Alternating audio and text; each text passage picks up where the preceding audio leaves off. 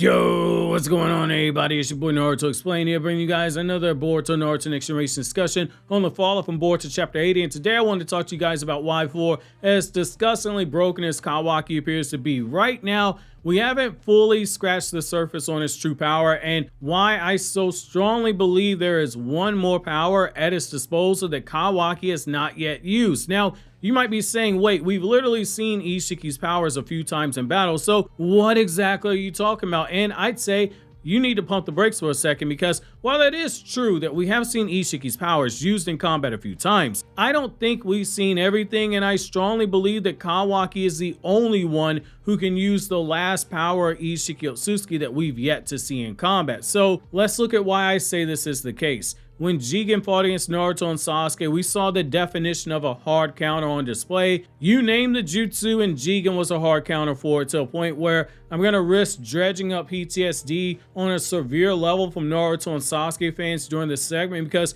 when you say Jigen's name 6 times fast, they all get scared. All of Naruto's Rasengan's, they get shrink or absorb. The Rinnegan abilities, they're useless. The Preta Path absorbs chakra, but Jigen doesn't use chakra-based attacks. And full power Jigen was too fast for Sasuke to touch, so there was no absorbing chakra. Human Path to rip out the soul, same problem. Sasuke was too slow to tag full power Jigen, even when using the trickery of the main Teiji card to change places. The Animal Path summonings get destroyed as quickly as he took out Naruto's 1000 shadow clones. The Deva Path, the push and pull, they can be physically resisted by someone significantly stronger than you, and given Momoshiki is weaker than Jigen but still broke out of Chibaku Tensei, the strongest of the basic 6 paths jutsu, is absolutely pointless against Jigen. The Naraka Path to summon the King of Hell, the same issues of being too slow for the physical contact required. The Ashura Path weapons, they get shrink on sight by the dojutsu. Jigen didn't even have to use Isshiki's full arsenal in that battle when he was toying around with them. He mainly just used Sukuna Hikona to resize the rods, and also to resize himself as he slapped around Naruto and Sasuke, and forever made the fan base wear Me Too shirts because of how badly he did them. With Isshiki, we saw an even stronger fighter, but we saw that Isshiki could take things a step further and summon chakra cubes from the Daikokuden dimension, which summon at faster speeds than the Rinnegan Eye or 6-path Sage Mode can track, and block the sensory abilities of 6-path Sage Mode. However, it was the same thing here. Isshiki knew he was stronger than his opponents, and he toyed around with them, as he said, from within Jigen's body. Playing around in combat was a really bad habit of his, and it ultimately got him defeated by Naruto and Kawaki when Naruto used Baryon mode to drain a significant chunk of Isshiki's life force before Isshiki stomped him out of Baryon mode and opened up the door for Kawaki to kill Isshiki through some simple ninjutsu trickery via shadow clones. However, both of these fights have something in common. We never saw the full abilities of Isshiki on full display, to the point where I'm gonna say it was downright criminal. Jigen was unable to use everything due to being an imperfect vessel. The most number of wheels we saw inside of his eye were 2, whereas Kawaki showed him put 5 spokes in his eye at one point, showing a growing mastery of his powers.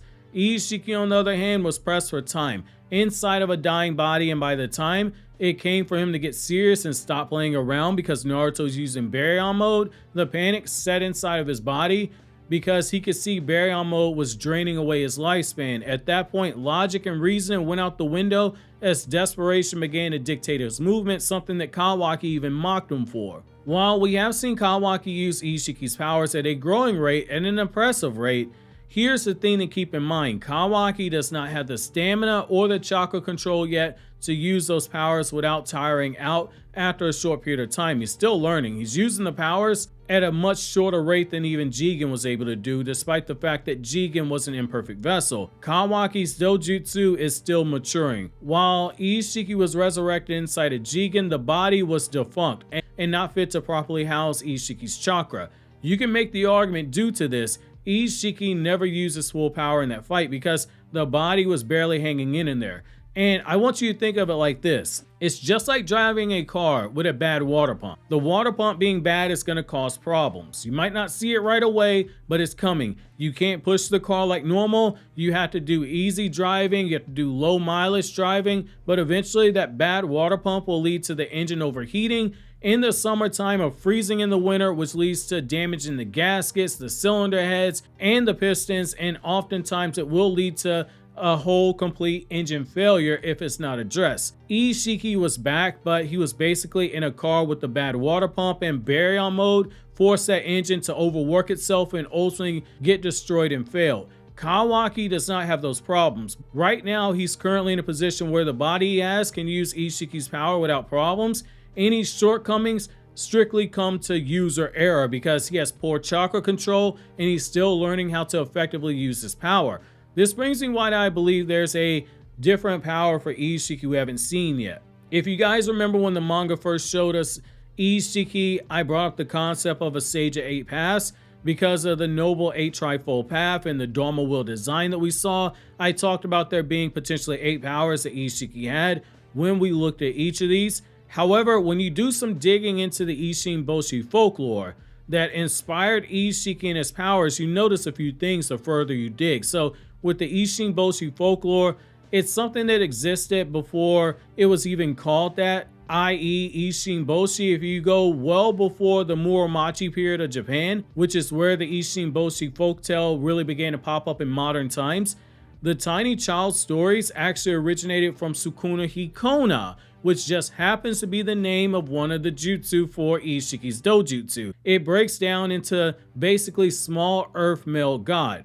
It's been called the nation creator god Sukuna Hikona. It's been the main character Chisako, a small child with ties to the world of water and having links to the water god. I think we might be seeing something else with the dojutsu Isshiki. One final potential jutsu that has a pun or is literally called Chisako, just as the Rinnegan powers had the basic 6 paths jutsu, which go back to Buddhism, and there ended up being another power called the Rinne Rebirth that we never knew about until the last minute. I think we're in for a similar plot twist here, where it's either called the Chisako or the stories that use Isshin-boshi as a yokai, i.e. a Japanese demon. I think that you're gonna see a power that's associated with something like that. This makes sense when we consider the fact that Shinjutsu has been introduced into the series as well right now. We know Momoshiki knows all the Shinjutsu that there are to be associated with the Otsutsuki, but would any of us be shocked that Isshiki had another type of Shinjutsu we didn't know about? I don't think so, and it makes a lot of sense. If Boruto gets the knowledge of his Otsutsuki, so too with Kawaki. Jigen's body wasn't able to use the full power. Naruto makes it a point to say that Isshiki's much stronger than Jigen, and even Kashi and Koji jumped to that conclusion as well. Isshiki was being hampered by being revived in Jigen's body. Amato said that if Isshiki ever revived into Kawaki's body, there would be nothing being able to stop him, and Isshiki's true power would be unleashed. What better way to see that true power than to have there be another power at Isshiki's we haven't seen yet? I do think we're in for more than just seeing Kawaki better control Isshiki's power and master the eye of full manifestation.